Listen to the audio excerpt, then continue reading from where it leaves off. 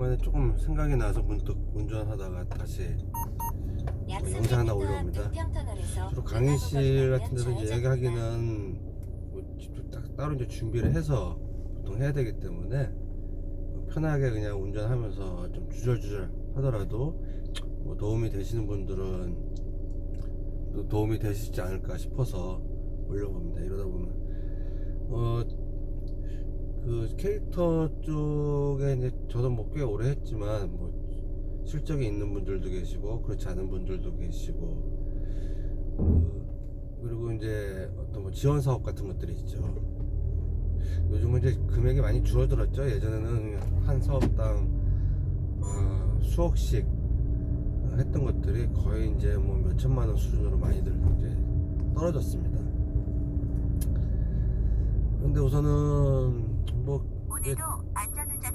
개인 작가분들을 위한 사업들도 금액이 예전같이 않지 이제 조금 작게 책정이 되어 있는데 저는 뭐 그거 나쁘지 않다고 봐요. 뭐 크게 줘가지고 리스크를 많이 갖고 하는 것보다는 기관 입장에서는 조금씩 해서 조금 보탬이 되는 정도, 그러니까 그 돈으로 사업을 완전히 다 할 수 있는 게 되는 정도로 가는 것도 물론 하나 방법일 수 있겠지만 그동안에 많은 어떤 결과물에 대한 어떤 데이터를 봤을 땐 사실상 좀 보탬이 돼서,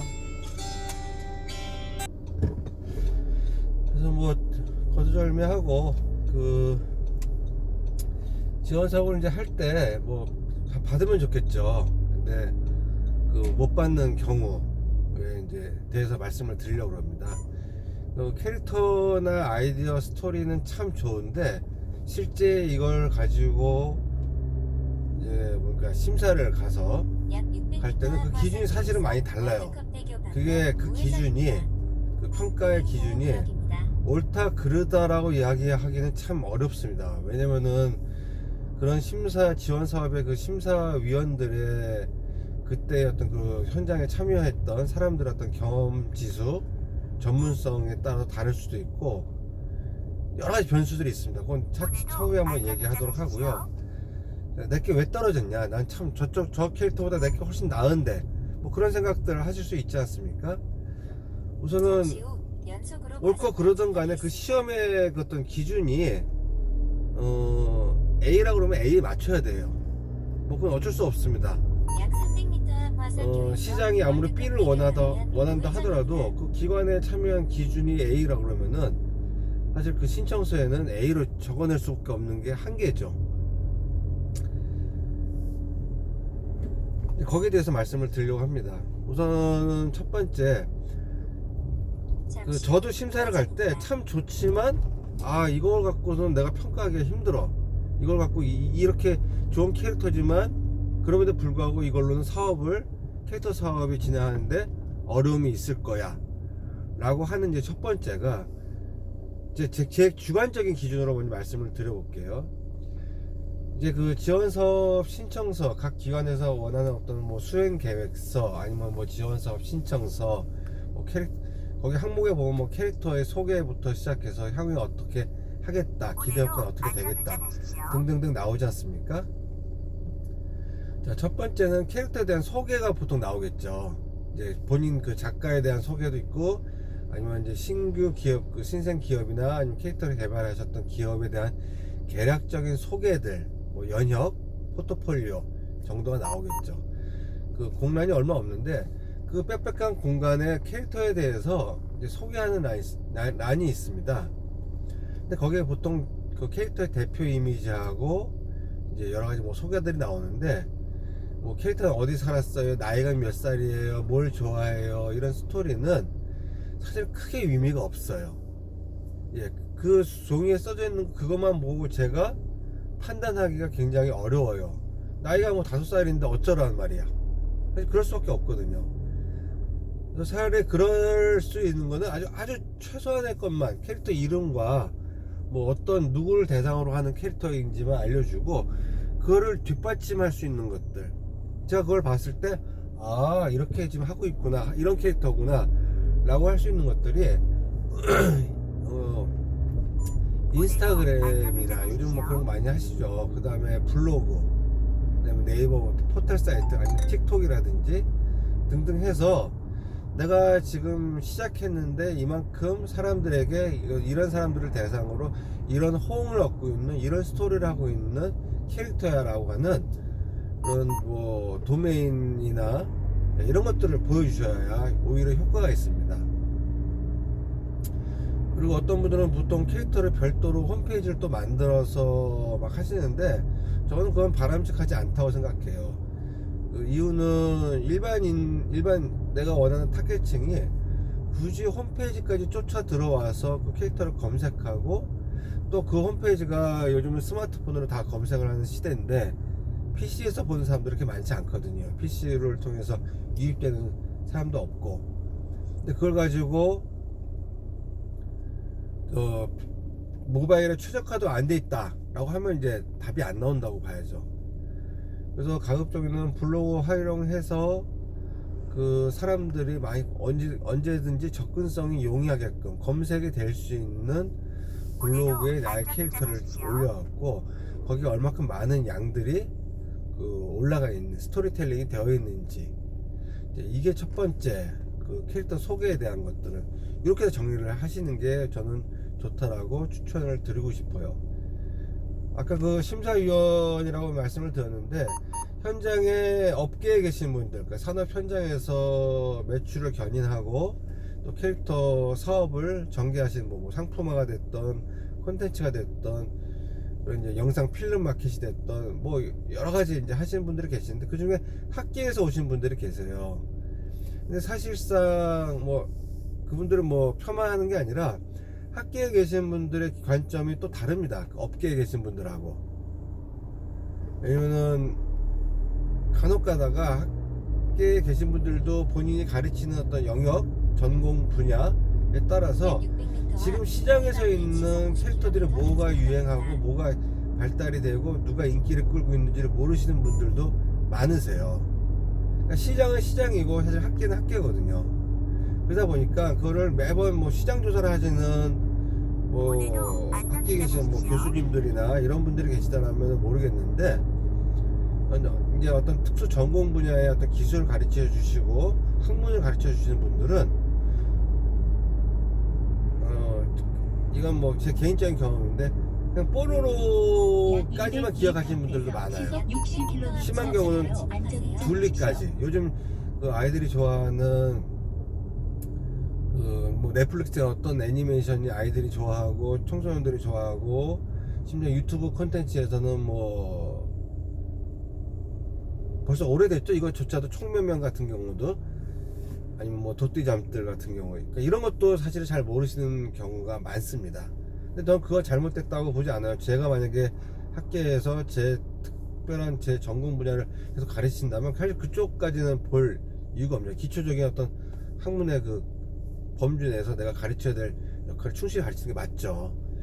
근데 사실 이제 심사에 왔을 때 이제 그분들이 왔을 경우는 사실은 조금 그런 부분에서 이거 시장성을 판단하거나 트렌드를 이렇게 비춰봤을 때 보기에는 쉽지가 않아요. 그분들의 기준에서는 그 작품의 어떤 완성도, 그 자체의 완성도나 이런 것 쪽에 좀 포커스를 맞추신 경우를 제가 많이 경험을 했습니다. 분명히 말씀드리지만 제 개인 경험이에요. 모든 분이 그렇다고 말씀드리기는 좀 너무 왜곡된 부분이 있을 수 있으니까 자, 그렇게 참고를 하셨을 때 이제 캐릭터 소개는 그렇게 하시는 게 좋을 것 같고요.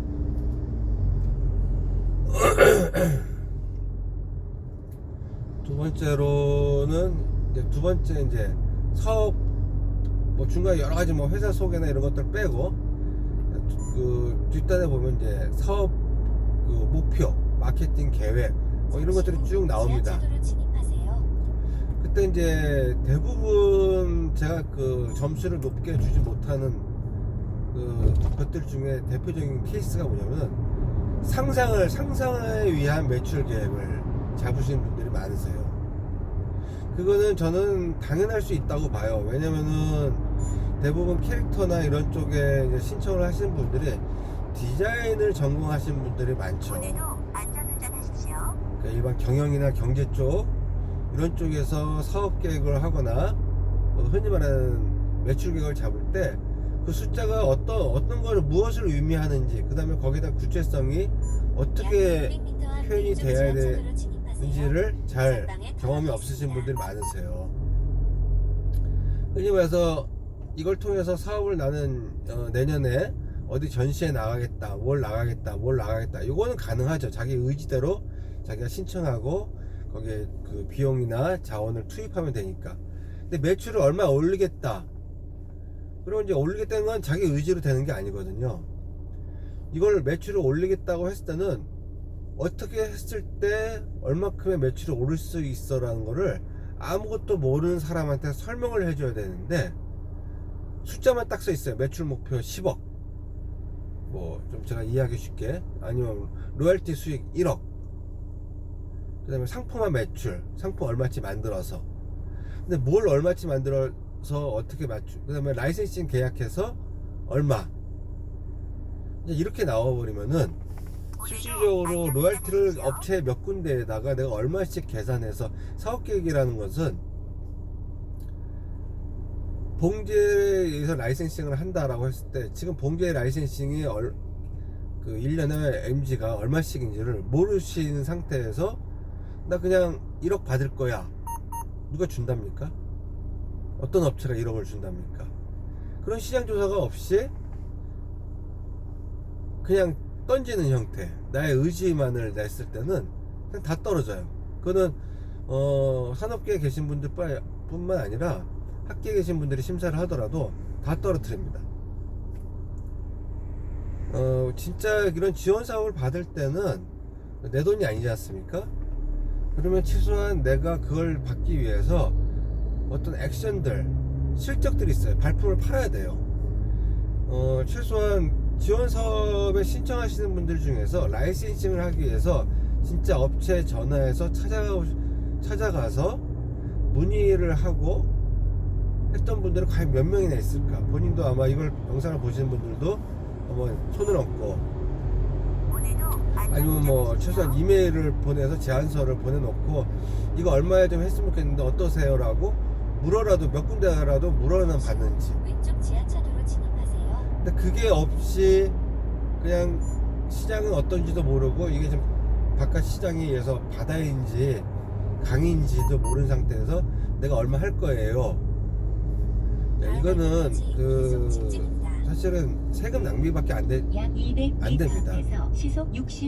정 그러신 분들, 난 도저히 그런 쪽은 잘 몰라, 그리고 그렇게 할 자신이 없어 하시는 분들은 솔직한 말로 그 캐릭터 에이전시 쪽에 라이센싱 관련된 에이전시 분들에게 도움을 청하시는 게 낫습니다. 근데 반면에 에이전시도 똑같은 걸 보고 내가 이 캐릭터를 에이전시를 할 것인지 말 것인지 고민을 하고 채택을 해요. 예를 들어서 노래를 굉장히 잘 부르신 분들이 대한민국에 얼마나 많습니까? 노래방만 가도 학생들부터 나이 연세 많으신 분들까지 정말 그분들이 제 주변에도 노래를 엄청나게 잘하시는 분들이 많아요. 근데 그분들이 다 가수가 되는 건 아니죠. 심지어 무명 가수도 안 돼요. 그냥 내가 즐거워서 흥겹게 노래 부르는 정도까지. 물론 저도 제 캐릭터를 갖고 제가 막 돈을 벌려고 하지 않고 여유롭게 나의 그냥 취미생활, 그림 그리는 낙서하는 취미생활이죠. 그렇게 하고 있습니다. 그래서 만약에 여러분이 그렇게 하신다면은 최소한 그분 심사를 하시는 분들께 내가 이만큼 인지도가 있고 사람들이 이만큼 좋아하기 때문에 이걸 이렇게 사업을 진행하면은 최소한 한도 업체는 나한테 이거를 로열티를 1년에 500 정도를 준대, 1000만 원을 준대, 100만 원을 준대 라고 어필할 수 있는 객관적인 자료가 필요합니다. 그리고 그 업체의 어떤 평가, 피드백 같은 것들을 첨부하시는 게 오히려 낫습니다. 그 다음에 거기에 보면은 대부분 이제 일자리 창출이라는 부분들이 작성하게끔 돼 있어요. 그것도 작성을 했을 때 막연하게 매출 얼마 올려서 몇 명 이렇게 하지 마시고요. 매출이 에서 1년에 1억이 올랐다. 그리고 그게 다 라이센싱 로열티 수익이다. 약 300m 그래서 디자이너가 한 명 투입됐을 때 연봉 3천짜리를 투입을 하면은, 아니면 영업하는 직원을 차라리 투입을 하면은 잠시 후 왼쪽 방향입니다. 라이센싱 수익이 최소한 이 정도는 올라갈 수 있을 것이다. 1년에 내가 뭐 200개 업체 아니 100개 업체 정도를 상담을 해서 그 중에서 한 20개 업체 정도 평균 한 500만 원짜리 계약금을 받을 수 있는 정도는 될 수 있을 것 같다. 이런 식으로 매출 계획도 스토리가 있어야 됩니다. 구체적으로. 그리고 그 스토리는 그냥 내가 지어내면 안 되고요. 내가 진짜 최소한 10군데, 20군데 업체를 다녀봐야 돼요. 작가분들은 그거를 거부하시고 자꾸 어디에 집중하느냐? 캐릭터 페어에 집중하시죠. 근데 보세요. 여러분 캐릭터 페어에 여러분만 나오는 게 아니고 거기는 수백 개의 우수한 캐릭터들이 1년 동안 준비한 것들을 통상 보여주러 나오고 메이저급 캐릭터들도 다 나옵니다. 아까 똑같이 제가 뭐 노래를 비유를 들었는데 다시 한번 비유를 들어서 약 600m 앞 서해안 고속도로 목동교 팝 방향 페스티벌이 지하철 열렸는데 왼쪽 거기에 의해서 좌측 첫 번째 차로로 BTS가 나와요. 주행하세요. 그리고 여러분도 같이 나가요. 여러분과 같은 분들이 굉장히 많고 BTS 같은 아주 우수한 인기 많은 가수들이 엄청나게 많이 나와요. 그러면 이제 거기에 오는 사람들은 예서 10만 명이 됐던 뭐 100만 명이 됐던 간에 여러분 것을 관심을 가지고 보기가 쉽지가 않습니다. 차라리 그 캐릭터 페어가 아닌 1년 중에 잠시 후 지하차도 오른쪽 옆길입니다. 잠시 후 사고다발 100일이 지역입니다. 됐던 한 달이 됐던 개별 기업에 찾아가서 개별적으로 오디션을 보시는 게 낫다는 거예요. 내 캐릭터가 이러는데 어떻습니까? 그러면 그분들이 좋은 얘기 안 해요. 사실은 뭐 계약할 것도 아니면서도 뭐 이래서 안 돼 저래서 안 돼 막 얘기합니다. 근데 그거 굉장히 여러분 기분 나쁘게 듣지 마시고요. 굉장히 중요한 피드백이라고 생각하시는 게 맞아요. 저 사람들이 내 캐릭터를 나의 어떤 그런 작품성을 인정 못해, 내 캐릭터를 이해를 못해서 수준이 낮은 거야. 물론 그럴 수 있는데 시장이 그래요. 여러분이 여러분 거를 이해시키려면은 기본적으로 그 무대에 올라서야 되는데 그 무대에서 그것들을 올리는 기업들이 원하는 그 니즈를 맞추지 못하면 올라가는 것 자체가 불가하죠. 잠시 후 오른쪽 방향. 그럼 난 내가 직접 혼자 할 거야. 예, 그럴 때는 혼자 하시는 게 나아요. 블로그나 아니면 뭐 요즘 유튜브나 다양한 SNS 이 플랫폼들이 많이 있지 않습니까? 내 걸 홍보할 수도 있고 알릴 수 있고. 다음 안내까지 계속 그럼 자연적으로 거꾸로 업체에서 내 캐릭터 해보고 싶은데 조건이 어떻게 되냐라고 물어보는 경우가 생기겠죠. 근데 벌써 그렇게 된다는 얘기는 여러분이 사실 지원 사업을 받을 필요가 없다는 소리가 되는 거죠. 그런 부분들을 좀 참고를 하셔서 하시면 좋을 것 같아요. 캐릭터 사업이 뭐 산업이 크다 작다 돈 되는 사업이 아니다. 버는 사람은 벌고 못 버는 사람은 못 벌죠. 그거는 시장이 작고 크고의 문제가 아니라 그 산업 내에서 성공할 수 있는 캐릭터냐 아니냐의 문제인 것 같아요. 지금도 애니메이션이 여기서 수많은 3D가 나오고 그리고 완전 기술적으로 뭐 게임 기술도 발달되고 해서 그걸로 애니메이션도 만들고 여러 가지 뭐 기술이 발전해도 2D 애니메이션이 계속 사람들에게 위해서 소비되고 있지 않습니까? 그것처럼 캐릭터도 그냥 그려서 이쁘고 뭐 이래서 재밌고가 아니라 시장에 있는 많은 대중들이 그거를 거기에 대해서 아껴주고 공감해주고 또 그런 것들을 반영한 어떤 상품이나 여러 가지 그 서비스가 제공될 때 호주면서 돈을 꺼내게끔 하는 것. 그래서 지원 사업에는 사실은 난 그래서 이렇게 할 거야 라고 하는 여러분의 로드맵을 보여주시는 게 좋습니다. 더 궁금한 것들 나중에 기회가 되면은 그 양식을 딱 보여드리고, 기본적으로 옛날에 뭐 했던 거라든지 성공했던 지원사업 뭡니까 계획서, 네, 그런 것들을 좀 보여드리면서 이런 식으로 했다 참고해라 라고 보여드리면 좋겠는데, 제가 예전에 보통 그런 것들은 이제 뭐 멘토링이라는 표현을 날까요? 아니면 옆에서 이제 도움을 드렸다고 하는 게 맞을까요? 뭐 왕구나 기타 여러 가지 뭐 그런 지원 사업을 할 때 보통 그 당시라고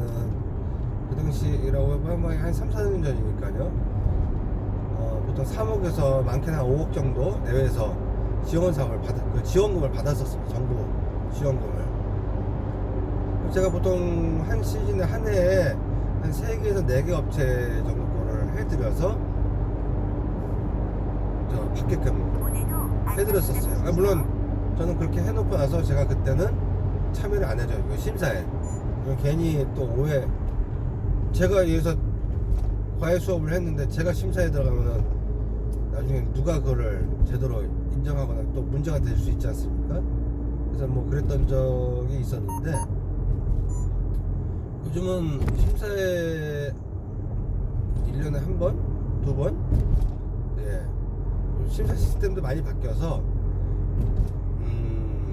뭐요? 랜덤이라고 그러죠? 그냥 축축해갖고, 그 집단 중에서. 그래서 물려주면 가고, 그렇지 않으면 안 가는데, 지원사업 계획서가 사실은 결국 그 양식의 틀만 다를 뿐이지 여러분의 사업 계획서예요. 그래서 뭐 하실 때 그런 것들을 준해가지고 여러분이 하셔야, 예, 기업도 마찬가지입니다.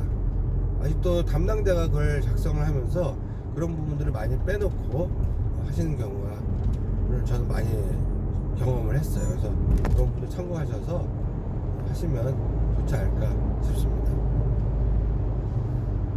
이상입니다. 오늘도 안전운전 하십시오.